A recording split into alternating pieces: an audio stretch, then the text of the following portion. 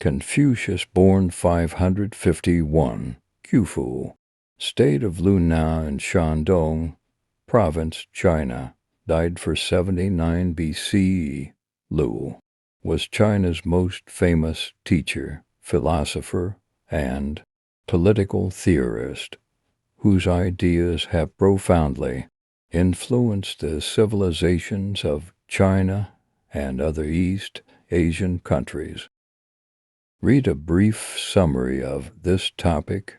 Confucius, born 551, Qufu, state of Lunan in Shandong, province, China, died for 79 BCE. Lu was China's most famous teacher, philosopher, and political theorist, whose ideas have profoundly influenced the civilizations of China and other East Asian countries. Confucius was born near the end of an era known in Chinese history as the Spring and Autumn period 772 for 81 BCE. His home was in Lu, a regional state of eastern China and what is now central and southwestern Shandong province. Like other regional states at the time, Lu was bound to the imperial court of the Zhou dynasty 1045 to 21 BC through history, culture, family ties which stretched back to the dynasty's founding, when relatives of the Zhou rulers were enfeoffed as heads of the regional states, and moral obligations, according to some reports. Confucius's early ancestors were the Kongs from the state of Song'an aristocratic family that produced several eminent counselors for the Song rulers by the mid-7th century BCE. However, the family had lost political standing and most of its wealth, and some of the Kongs, Confucius's great-grandfather being one, had relocated to the state of Lu. The Kongs of Lu were common gentlemen, shy with none of that hereditary entitlements their ancestors had once enjoyed in song. The common gentlemen of the late Zhou dynasty could boast of their employability in the army or in any administrative position because they were educated in the 6 arts of ritual. See below teachings of Confucius: music, archery, charioteering, writing, and arithmetic, but in the social hierarchy of the time they were just a notch higher than the common folk. Confucius's father, Shu Yonghe, had been a warrior and served as a district steward in Lu. But he was already an old man when Confucius was born. A previous marriage had given 9 daughters and a club-footed son, and so it was with Confucius that he was finally granted a healthy heir. But Shu Yonghe died soon after Confucius's birth, leaving his young widow to fend for herself. Confucius was candid about his family background. He said that because he was poor and from a lowly station, he could not enter government service as easily as young men from prominent families, and so had to become skilled in many menial things. Analects Lunyu 9-6.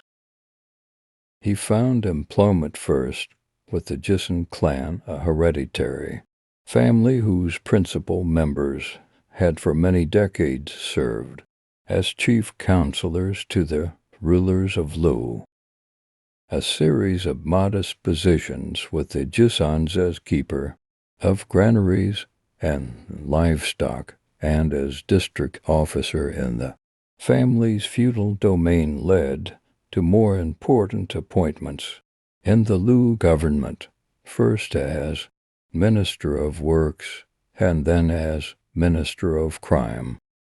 Records of the time suggest that, as Minister of Crime, Confucius was effective in handling problems of law and order, but was even more impressive in diplomatic assignments. He always made sure that the ruler and his mission were well prepared for the unexpected and for situations that might put them in harm's way. He also knew how to advise them to bring a difficult negotiation to a successful conclusion. Yet he held his office for only a few years. His resignation was the result of a protracted struggle with the hereditary families which, for generations, had been trying to wrestle power away from the legitimate rulers of Lu. Confucius found the actions of the families transgressive and their ritual indiscretions objectionable, and he was willing to fight by fair means or foul to have the power of the ruler restored. A major clash took place in 498 BC. A plan to steer the families toward self-ruin backfired. The heads of the families suspected Confucius, and so he had no choice but to leave his position and his home. The self-exile took Confucius on a long journey, first to Wei, the state just west of Lu, then southward to the state of Song, and finally to the states of Chen and Tsai. The journey lasted 14 years, and Confucius spent much of that time looking for rulers who might be willing to accept his influence and be guided by his vision of virtuous government. Although his search was ultimately in vain, he never gave up because he was eager for someone to put me to use. Analects 17-5. He said to those who found his ambitions suspect, "How can I be like a bitter cord that hangs from the end of a string and cannot be eaten?" Analects 17-7. Kong Qiu, or Master Kong as he was known, did not live to see his days of glory. During his lifetime, his views were received with scorn, but that was about 2,500 years ago. Following his death, a handful of his dedicated followers passed on Confucius' teachings to future generations in the book, The Analects of Confucius. Confucius' philosophies remained in the archives of ancient Chinese history as his teachings spread far and wide. His philosophies gained ground. It took many years after Confucius' death for his philosophies to be appreciated and revered, but today Confucianism is an ethical school of thought adopted by many thinkers around the world. Though Confucius served the Duke of Lu, a Chinese state, he made many enemies with the nobles of the land. His views antagonized the powerful nobles who wanted the Duke to be a puppet in their hands. Confucius was exiled from the state of Lu for more than 2 decades, so he lived in the countryside spreading his teachings. Confucius gave great importance to education. He devoted his time to gaining new insights and learning from renowned scholars.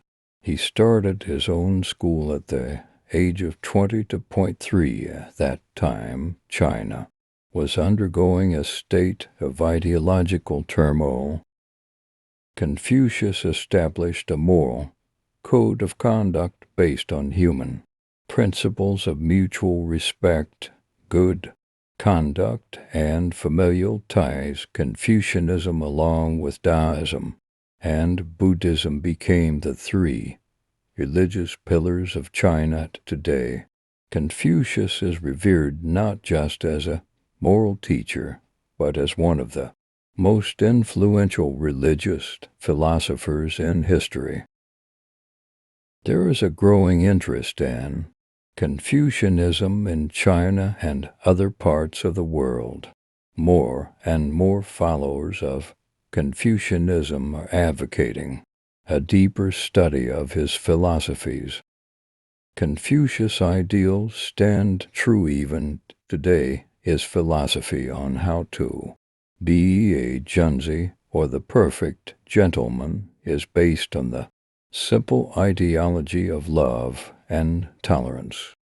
Confucius' quotes often deal with qualities such as patience, perseverance, discipline, and hard work. His philosophies, which are similar to humanist thought, have significantly influenced spiritual and social thought, and many people apply his teachings in every sphere of life.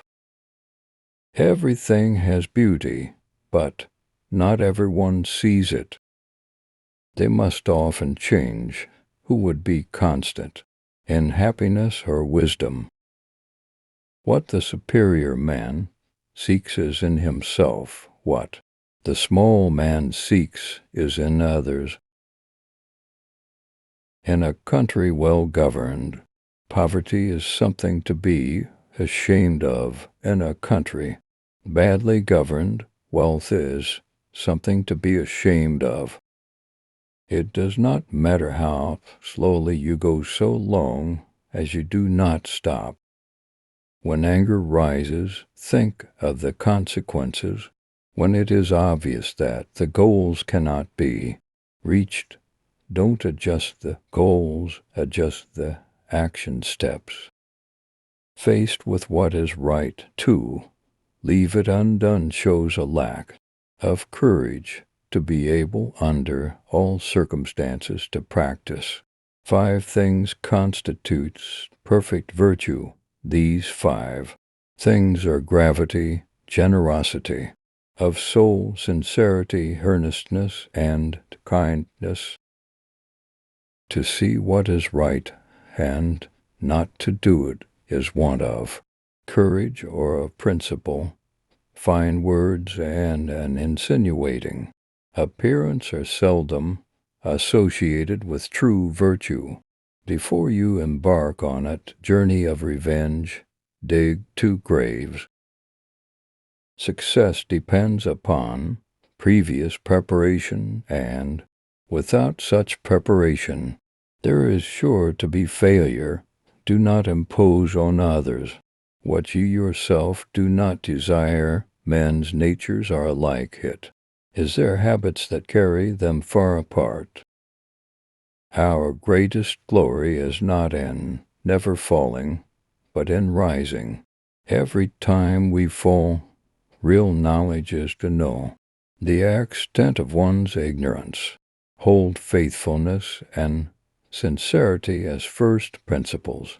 I hear and I forget, I see and I remember, I do and I understand.